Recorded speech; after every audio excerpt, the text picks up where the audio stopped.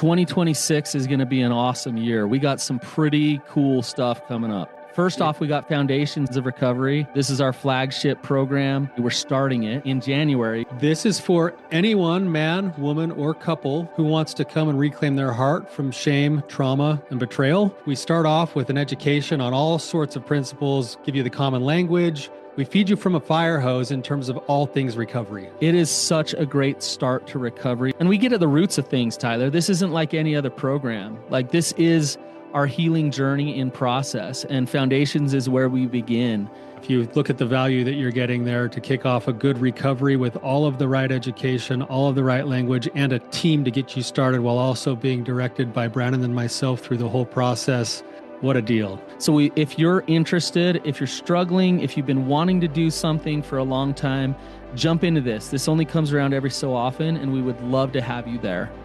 Click the link in the description to sign up for it. And to make it even sweeter, we're also including a raffle for a free pass to the Radiant Dawn retreat. Anyone who signs up for Foundations will be added to the raffle for that free Radiant Dawn pass. If you're a man and you sign up for Foundations, your name still gets entered, and you can give that pass away if you win it to any woman that you want to.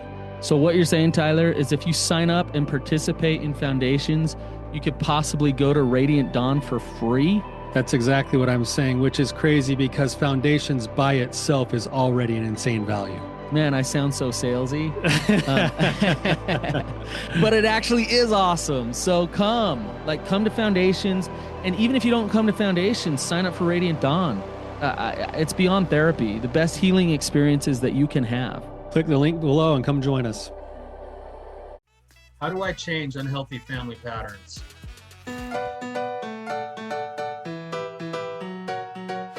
What's up, you guys? Welcome to the Therapy Brothers podcast. I'm Brannon. I'm Tyler. We're brothers. We're therapists. We're not afraid of your questions. So bring it.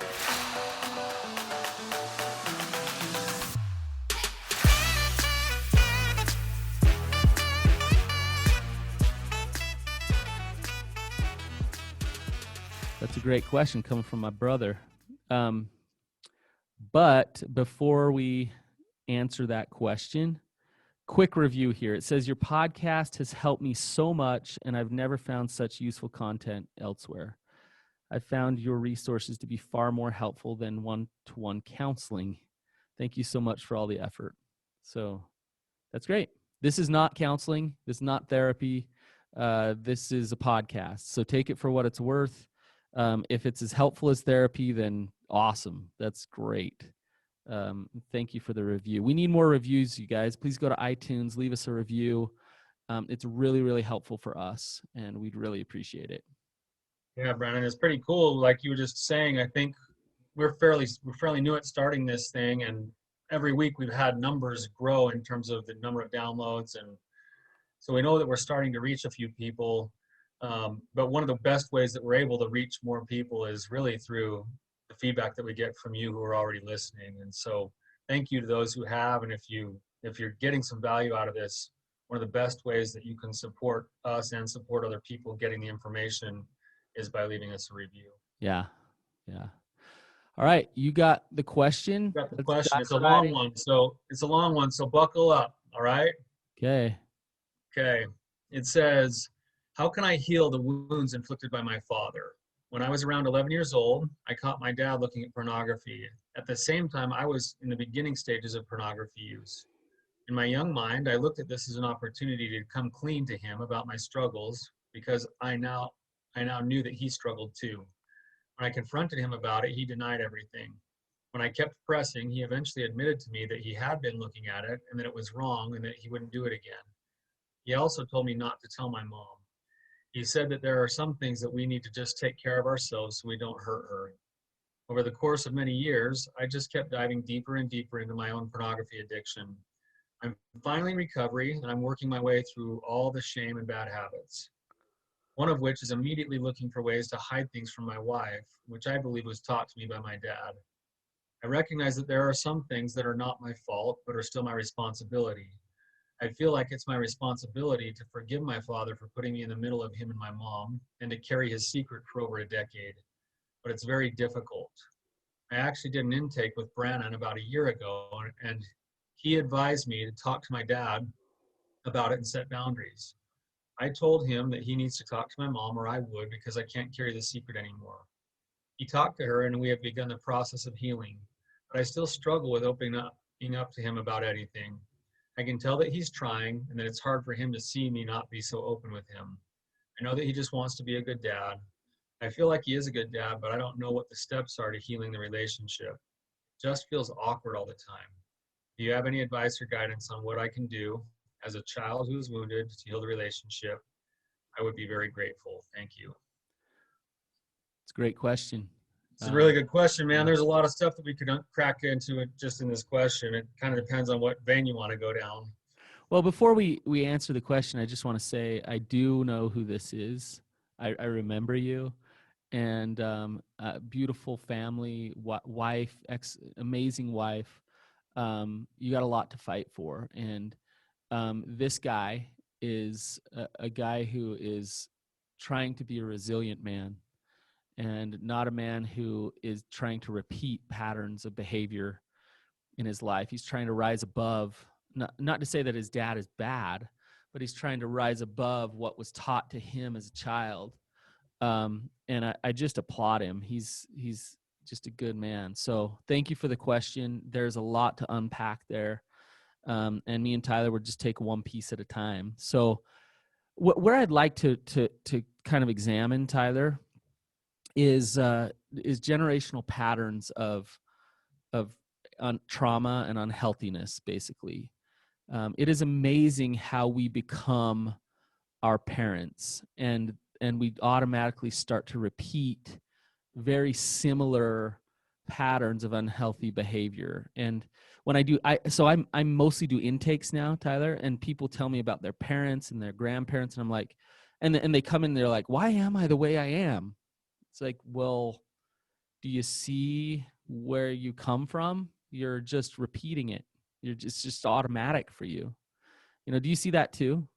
I see it all the time. And as you're talking, Brannon, I'm having this memory from a long time ago with, I was a freshman in high school. I decided to run cross country in the off seasons of the other sports that I like to play. And the very first day of cross country, I had one of the seniors on the team come up to me, and I had these brand new shoes that mom had just bought, and I was all proud of them, but they're like squeaky clean, like shining. And one of the seniors came up and he took both of his feet and scuffed them all over my shoes and said, nobody runs in clean shoes like that. And then we went to practice. And then I remember several years later when I was a senior, I hated that kid for doing that to me. And I did it to some freshman that was on the soccer team. And I'm like, why do we repeat history with things like that? Like, what was that all about? I just want to say you're a jerk. I wish I could apologize. In fact, I am apologizing. Hopefully you're listening. So I should have scuffed your shoes up when I was a senior. Right. Well, a lot of the patterns are unconscious. It's automatic. I just see, we're different than our parents, but it's amazing the way I believe it's kind of an energetic thing where I take on the energy of my ancestors. I take on the energy of my great-great-grandpa even, who had issues, who gave those issues to my great-grandpa, who gave those issues to my grandpa. And now I'm holding them in some way. And so here's this guy. He's talking about living a double life, secrecy, hiding things from somebody as a means to escape the consequences, pain. And you can imagine as a young boy, he's already hiding who he is sexually. He's already tormented spiritually some. And then dad says, actually, like, keep doing it. In a roundabout way, that's what he's saying. Like, just keep kind of the facade going, because through his example, he's teaching him that. Yes. Right? And it's so easy as a child to say, oh, okay, that's what you do. But there's another part of us that looks at it and is like, well, when I think of my truth, it doesn't sit right with me. So now there's a contradiction.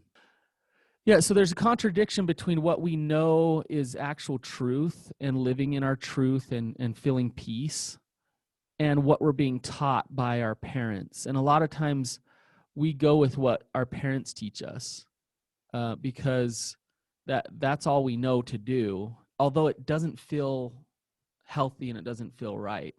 Right? That's right. I often show, and I think a lot of our listeners will probably be familiar with the David Foster Wallace commencement speech.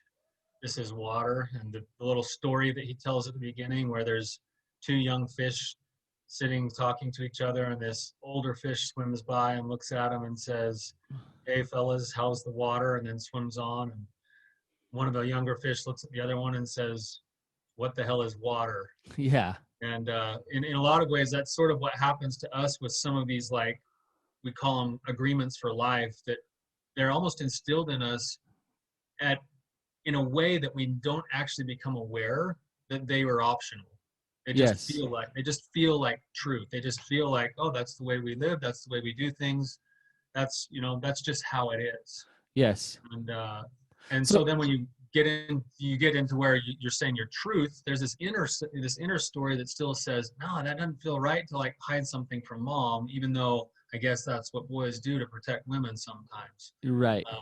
And that incongruency is actually what often feeds more of the kinds of things like this question came through, where the shame comes in That's and the the biggest trauma criticism. right there. That Exactly. incongruency that dad's teaching, like live this way, live in this shame, feed the shame. Yeah. Right. Uh, And he's actually, in a way, this, I don't think dad meant to do it, because he was probably swimming in his own water. He was actually telling his son that the way to be a man is to hide things from people you love, because then your wife or women won't be hurt. right. Instead of saying, don't hurt your wife by doing things that hurt your wife. Right. Um, so here's the thing, Tyler, that how to get out of these generational patterns. I want to kind of illustrate some other ones, right? So, for, let's say, a young woman who starts trying to get her worth from men, or from being sexual, being, like really struggling with that. Well, you oftentimes you look at mom and it's like, well, the same thing has happened with mom. For the person who's struggling with food addiction and eating a ton of food and just like gorging and all their emotions they're numbing out with food. Well, you look at mom and dad, and what do you know?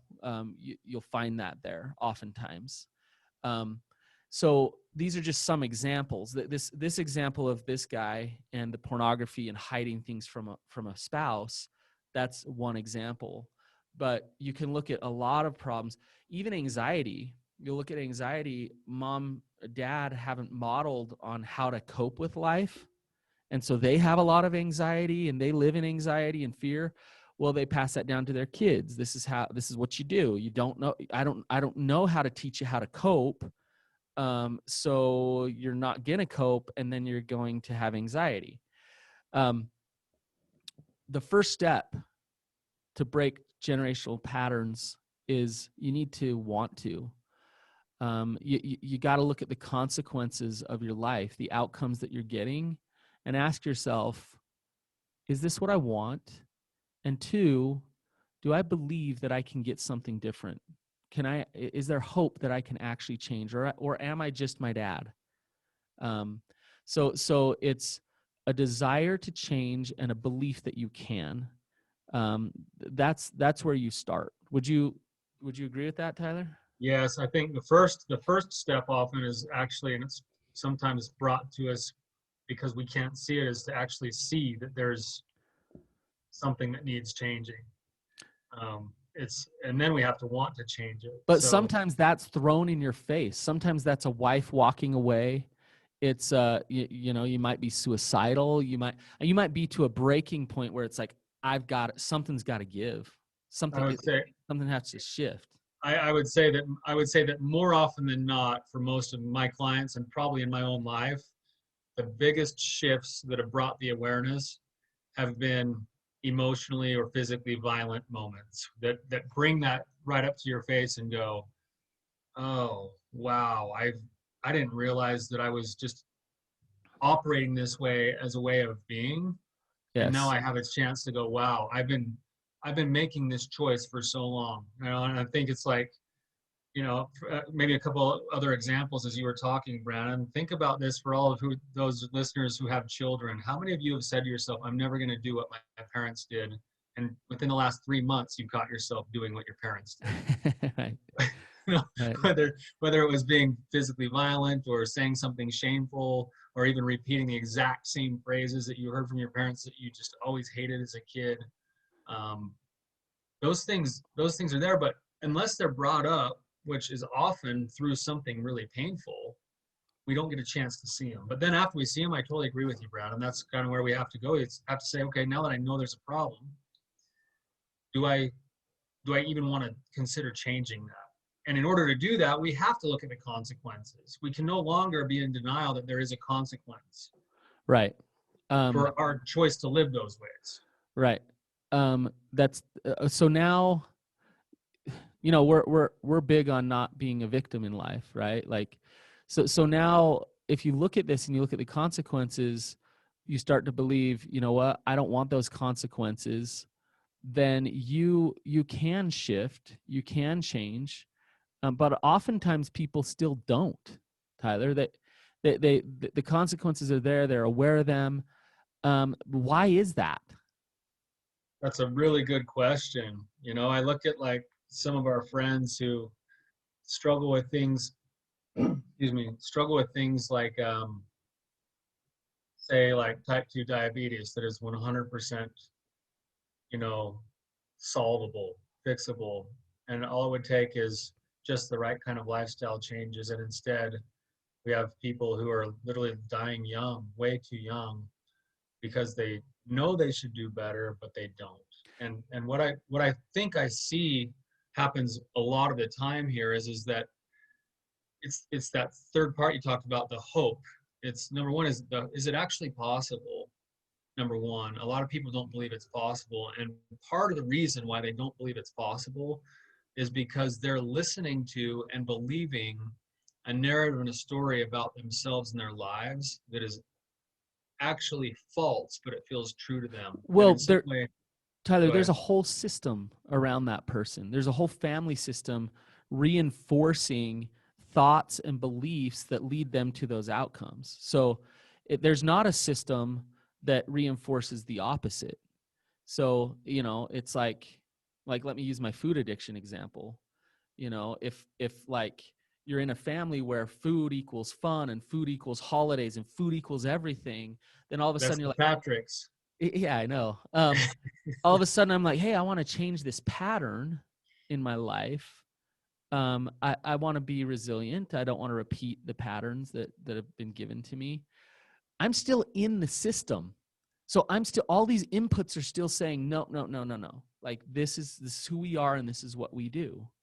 And Right. it's powerful, Brandon. It's magnetic. I stopped drinking soda probably 7 or 8 years ago, and the only times I've relapsed on soda have been at family parties. Because it's like this, like it's that rut of habit, and it's the pressure of the system. It's people joking around and saying like, what happened to you? Like you used to love sitting back and drinking a cold soda or whatever, and then when you're around it, then you got the triggers, and then you're back in the habits. It's just this. It's almost magnetic. There's a term that you learn in like family therapy school called homeostasis, and what that term means is that at a family system level, there's patterns that get established, and the minute that those patterns become habits, then anytime somebody in that system tries to break away, the entire system will actually try to pull that person back into the same pattern, Right. because change is seen as a threat Right. instead of progress. Right. Look at this guy who went to his dad and said, Dad, like you've had me hold this secret for years. And Dude, that took so much courage. oh my gosh. But look at that. I want to examine that a little closer here because in that holds one of the critical like keys to breaking generational patterns. We stay stuck in these patterns because it's comfortable.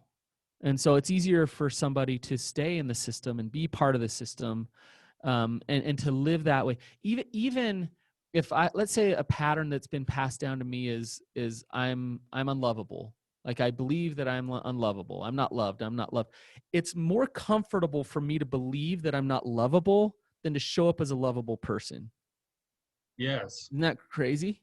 But I it's know it sounds nuts, but you see it proven time and time and again in the way people live. right. They stay there because of it. It's an identity, and it's comfortable in that identity and in the systems that are reinforcing that identity. So let's come back to the guy who asked the question. Okay, his dad basically gave him part of his identity. We as men, we look at porn and we hide it. That's what we do. We hide scary things from our spouse because we can't handle the consequences of that. That's what we do, son. That's what we do. In that guy, and this is part of his resilience, he had to face some discomfort to break the pattern. There's no way around it. If you want to break generational patterns of unhealthiness, you're going to have to practice some courage. You're going to have to step into some fear, and you're going to have to be uncomfortable, right? There's no way around it. Right, Tyler? Yes. That's really the only answer. And to the end of his question, he's saying basically he's gone and done this. And in doing so, he's made waves. Yeah. And the interesting thing about the waves he's made is that in his question, look at what's happening to his whole family tree. Like he went and confronted his father. His father decided to finally step into his truth and actually become clean and honest. Yeah. And now he's got a dad who's starting to work recovery, who wants a relationship with him, but that relationship is now strained and it's awkward. And isn't that okay? Right. That's totally fine, because this one transitional figure here, the guy who's asking the question today, he's literally changing the family tree on both sides. You're talking about the future. His Yeah, sons.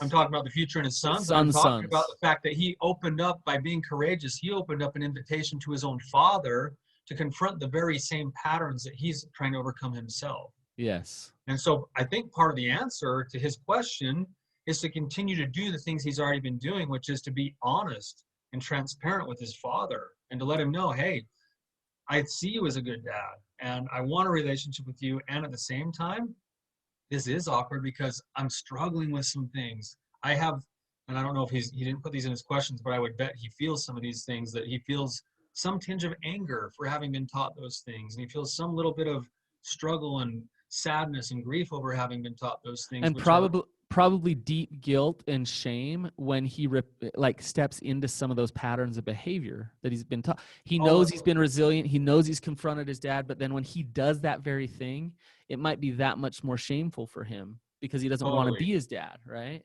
Totally, 100%. But part of the answer is to, you use the word courage, to step back in with that. And so he's saying, hey, how do I heal this relationship with my father? Well, you could either let it go back to the way that it was, which was you being his little henchman, Right. or both of you are stepping into the truth, love him, and speak the truth to him. Let him Right. know where you stand. Let him know what you want. Let him know where you want to be working towards, but also be transparent with him about exactly where you're at right now. Right. Because that puts you both on the ground of reality. And when you're in reality, then you can both make better choices. Right. I want to add another important piece to this puzzle. Okay. And what that is we're talking about the system. We're talking about the messages, the identities that are given. You can shift that, and it really matters what you surround yourself with. So, have you seen that YouTube with the metronomes? That all the metronomes are sitting independently of each other. There's probably 30 of them, and they start going, and they're all going in a different cadence and everything. And in about a minute, maybe 2 minutes, they're all going in the same cadence together, although they're sitting separate from each other.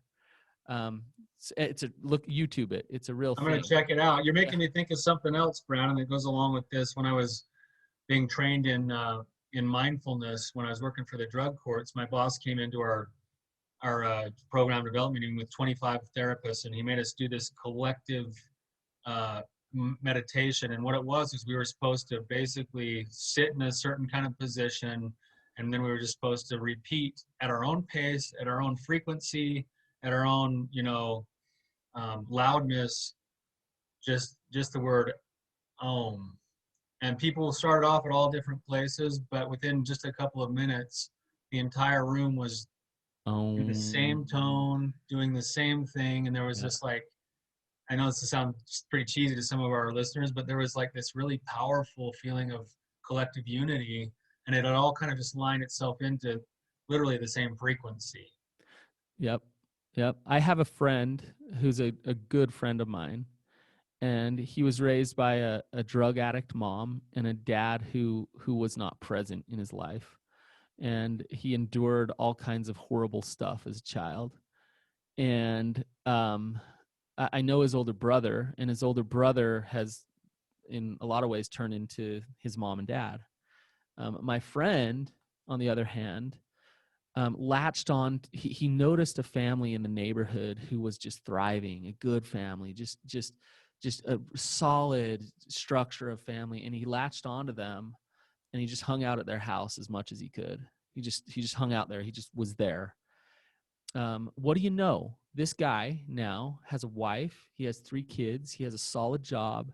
He has an excellent, beautiful family, fully functioning adult in society, contributing.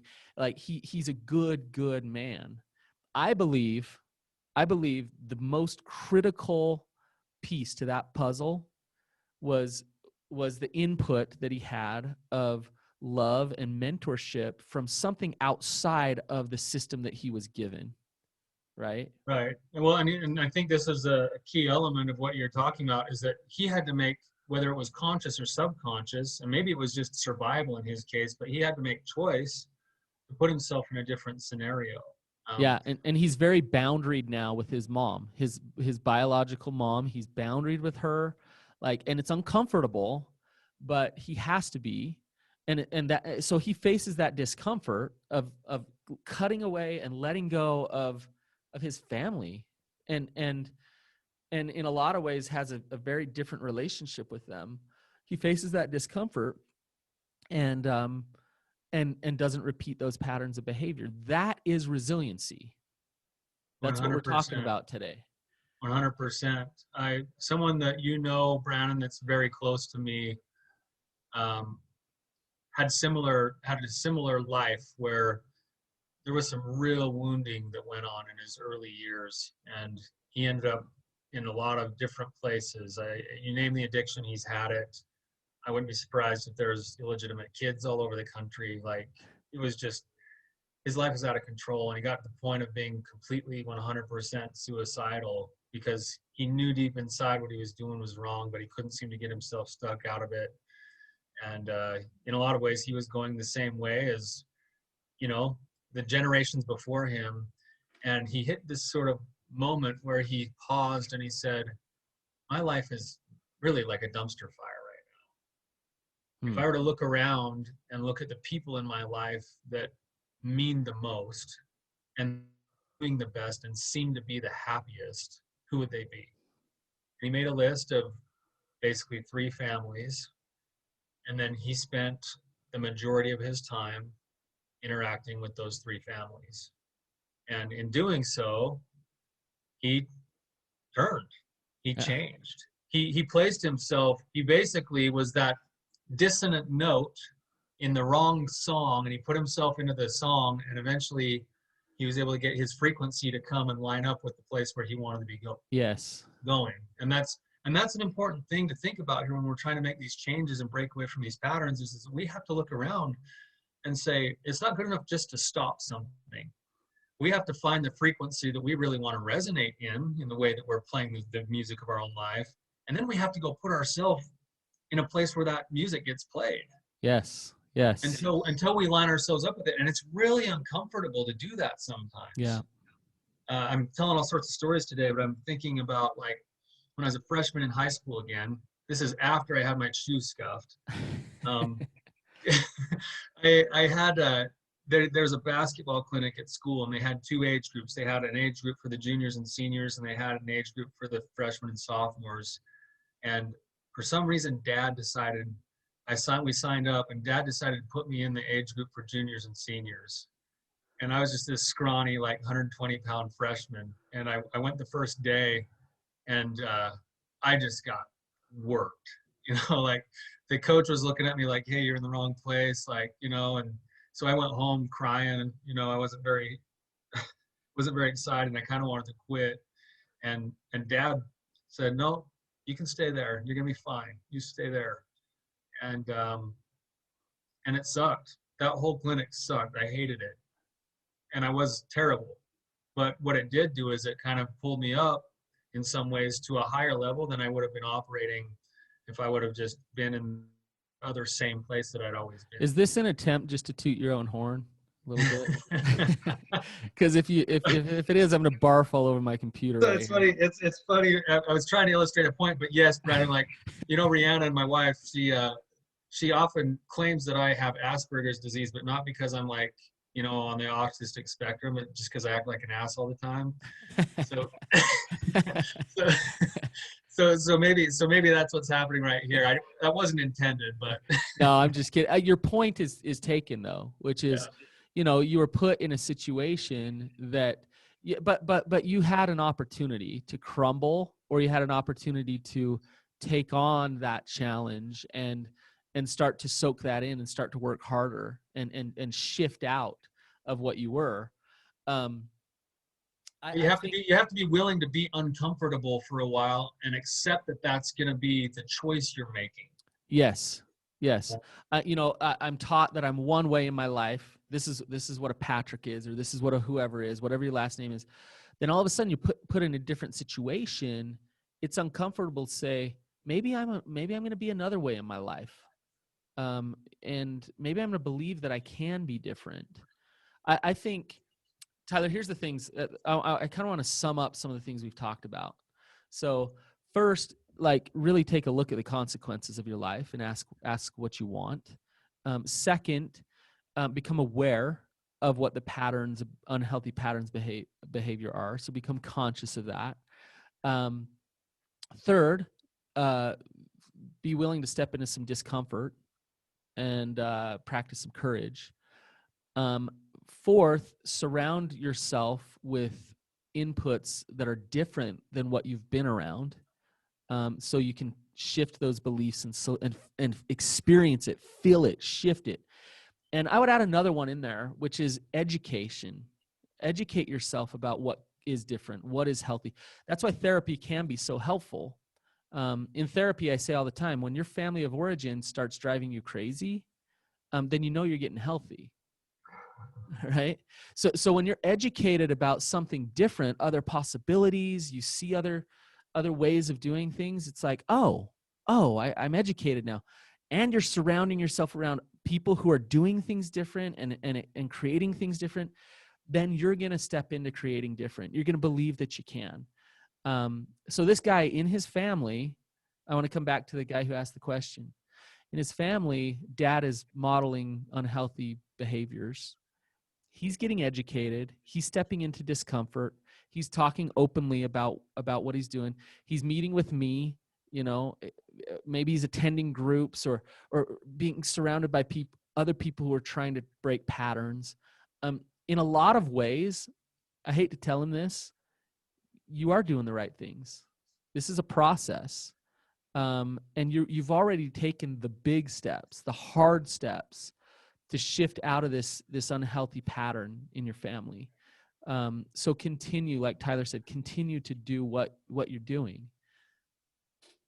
He's fighting for truth, man. Like I'm reading the question, and I'm just reading between the lines. Of course, you always try to infer things when you're trying to help a little bit, but this guy's doing it. Like he's the ideal client. He's the client when you see him on your schedule, you go, sweet. Like, yeah, I'm probably going to learn more from this guy today than I'm going to teach him. Yeah. And And so, yeah, it's a hard thing. And if you're struggling and still feeling some of that like awkwardness, it's okay. Like you're in that process of ironing out. And you know what? Your relationship with your dad, it may not look the way you had always hoped it would by the time it's all said and done, but it'll feel healthy if you'll keep wrestling with it. And you may never be like best friends with your father. A lot of that will depend on how much he wants to live in the truth that you're trying to live. Yeah. If he does, then you'll be great friends. And if he doesn't, you'll still be able to love him and be grateful for him, to acknowledge that he's a good dad, like you just said, and to maybe keep him at a different distance with your boundaries, and you'll be okay. Somebody in denial and who wants to stay in denial will not want to be in a relationship with a truth seeker or a vulnerable, authentic person because it's too uncomfortable. So there will be distance. There will be discomfort there. Quick story, Tyler. I had years ago. I had a client I was working with, and I know he'd let me share this story because he's shared it before. I'm not suggesting this is healthy in any way, but it just illustrates a point. There was sexual abuse in his family growing up, and sexual abuse from dad to his sister. And it's interesting what happens with that, because all these other consequences come from that. The family system starts protecting dad. There's a lot of lies. Mom has a lot of resentment, but she's protecting dad. So there's just a lot of disconnection in the family, and it affects the whole family drastically. And so he grew up in a family like that, like all his growing up. He was like a 40, I think he was like 48-year-old man, and he was sick and tired of the system. He was so done with it. Had his family over for Thanksgiving, put the turkey on the table, and said, "Hey, before we say the prayer, I just want to say that Dad molested her, and we all know it." How did that go? Well, Thanksgiving was a little awkward. Yeah. So I'm not suggesting you do it that way. But there's a reason I'm telling this story, Tyler. And here's the reason. He got to a breaking point.